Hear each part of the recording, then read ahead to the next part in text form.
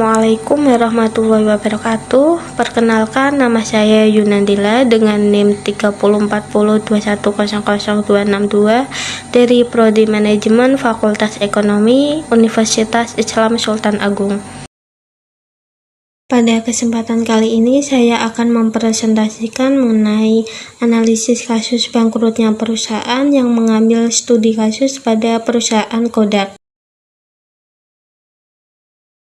Eastman Kodak Company merupakan sebuah perusahaan multinasional yang berbasis di Rochester, New York, didirikan oleh George Eastman dan Henry Strong.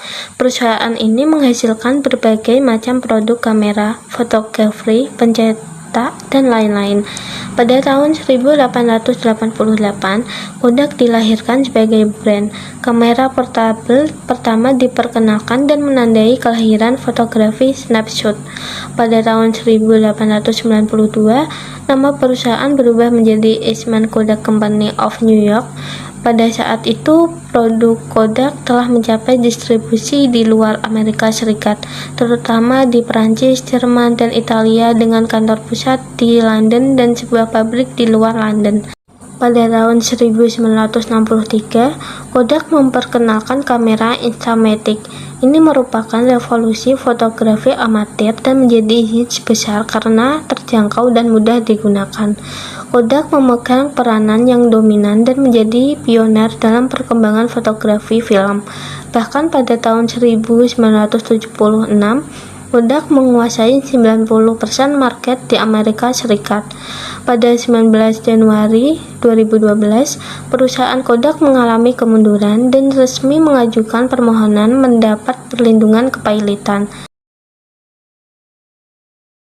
Analisis pastel perusahaan Kodak yang digunakan untuk memberikan detail besar tentang tantangan operasi yang akan dihadapi Eastman Kodak Company di lingkungan makro yang lazim selain kekuatan kompetitif. Pertama, faktor politik. Faktor politik memainkan peran penting dalam menentukan faktor-faktor yang dapat mempengaruhi profitabilitas jangka panjang Eastman Kodak Company di negara atau pasar tertentu. Kedua, faktor ekonomi. Faktor ekonomi ini meliputi lingkungan makro seperti tingkat inflasi, tingkat tabungan, tingkat bunga, nilai tukar mata uang asing, dan siklus ekonomi menentukan permintaan agregat dan investasi agregat dalam suatu perekonomian. Ketiga, faktor sosial. Faktor sosial adalah keyakinan dan sikap bersama dari penduduk memainkan peran besar dalam bagaimana pemasar di Eastman Kodak Company akan memahami pelanggan dari pasar tertentu. Keempat, yaitu analisis teknologi. Kelima, faktor lingkungan. Sebelum memasuki pasar baru atau memulai bisnis baru di pasar yang ada, perusahaan harus secara hati-hati mengevaluasi standar lingkungan yang diperlukan untuk beroperasi di pasar tersebut. Keenam, faktor hukum. Sebuah perusahaan harus hati-hati mengevaluasi sebelum memasuki pasar karena dapat menyebabkan penyurian rahasia organisasi, yaitu faktor penyebab bangkrutnya perusahaan Kodak. Pertama, tidak dapat beradaptasi terhadap perkembangan teknologi digital. Dua, kurangnya inovasi terhadap produk. Fitur kamera digital masih sedikit dibandingkan dengan pesaing produk lainnya. Kualitas hasil jepretan yang kurang memuaskan, dan produk kamera digital yang dihasilkan masih sedikit. Yaitu alasan kebangkrutan perusahaan Kodak dilihat dari sudut pandang teori manajemen. Di dalam lingkungan industri, setiap perusahaan seharusnya selalu dapat menyesuaikan diri dengan perkembangan yang sedang terjadi di pasar. Setiap orang dalam perusahaan harus dapat mengembangkan potensi perusahaan dan melakukan observasi secara berkelanjutan untuk mencapai hasil yang terbaik bagi perusahaannya. Perusahaan Kodak tidak dapat menyesuaikan diri dengan perkembangan yang sedang terjadi di pasar. Perusahaan ini terlalu puas dengan apa yang diraih pada masa kejayaannya, yaitu abad ke-20, sehingga membuat Kodak berdiam diri dan tidak dapat mengembangkan potensi produknya. Perusahaan Kodak memang belum memiliki kemampuan learning organization dan dia tidak dapat menganalisis keberhasilan atau kegagalan dari dikeluarkannya suatu sistem atau produk baru. Selanjutnya yaitu managing for competitive advantage. Keunggulan kompetitif yang ditekankan oleh perusahaan Eastman Kodak Corporation dari mulai awal pendiriannya adalah memberikan kualitas tinggi dan inovasi pada setiap produknya. Setiap perusahaan seharusnya dapat memperbarui kualitasnya agar lebih baik sesuai dengan kemajuan teknologi.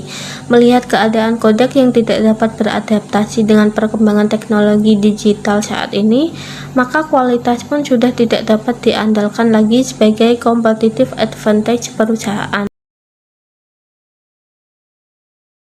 Selanjutnya yaitu kesalahan manajemen strategis. Manajemen strategis diperlukan oleh setiap perusahaan untuk dapat menciptakan dan melaksanakan strategi yang akan dilakukan perusahaan untuk mencapai kemajuan. Kodak bukannya mentransformasi teknologi yang digunakan, tetapi perusahaan ini malah melakukan kesalahan strategis dalam meningkatkan kualitas. Ini merupakan kesalahan strategis yang cukup fatal dari pihak manajemen Kodak. Selanjutnya yaitu risiko yang dihadapi oleh perusahaan Kodak. Yang pertama ada risiko operasional. Perusahaan Kodak yang bergerak di dunia teknologi akan banyak mengalami perubahan dan kemajuan zaman. Namun perusahaan ini tidak mampu untuk memproduksi produk maupun menciptakan produk baru ataupun memperbarui produk lama mereka sesuai dengan kebutuhan dan keinginan para konsumen dan masyarakat. Sehingga perusahaan harus menghadapi masalah bahwa produk mereka tertinggal serta kalah bersaing dengan produk lain dan menimbulkan kerugian pada perusahaan. Kedua, risiko produksi. Perusahaan Kodak gagal dalam memproduksi kamera yang disebabkan oleh lemahnya tenaga kerja bagian produksi yang gagal dalam berinovasi, lemahnya mesin dan alat, dan lemahnya tata letak dan desain fasilitas. Ketiga, resiko pasar. Perusahaan Kodak gagal dalam memasarkan produknya yang disebabkan oleh market share semakin berkurang, perubahan permintaan, performa produk yang rendah, promosi yang kurang baik, serta kurangnya dalam pengembangan produk. Keempat, risiko likuiditas. Perusahaan memiliki risiko tidak dapat melunasi seluruh utang dan kewajibannya kepada sejumlah perusahaan dan investornya. Apalagi perusahaan mengalami pailit karena produk yang dijual tidak bisa menghasilkan keuntungan pada perusahaan. Terakhir, risiko reputasi.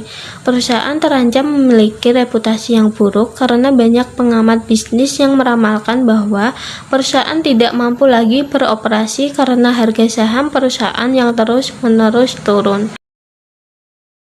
Untuk itu, mitigasi risiko yang harus dilakukan perusahaan Kodak yaitu dengan meningkatkan kualitas kamera yang efisien serta dapat beradaptasi di era digital saat ini, memancing minat konsumen dengan mengadakan pameran produk terbaru, bekerja sama dengan perusahaan toko online untuk memasarkan produk lebih luas, berkolaborasi dengan brand kamera ternama untuk menciptakan produk yang dapat memancing konsumen. Terakhir, menciptakan kebijakan dan prosedur yang jelas dan membumi. Kemudian, kesimpulan dari kebangkrutan perusahaan Kodak yang dilihat dari perspektif manajemen risiko yaitu: pertama, perusahaan Kodak lalai dalam antisipasi mitigasi risiko dalam memproduksi kamera.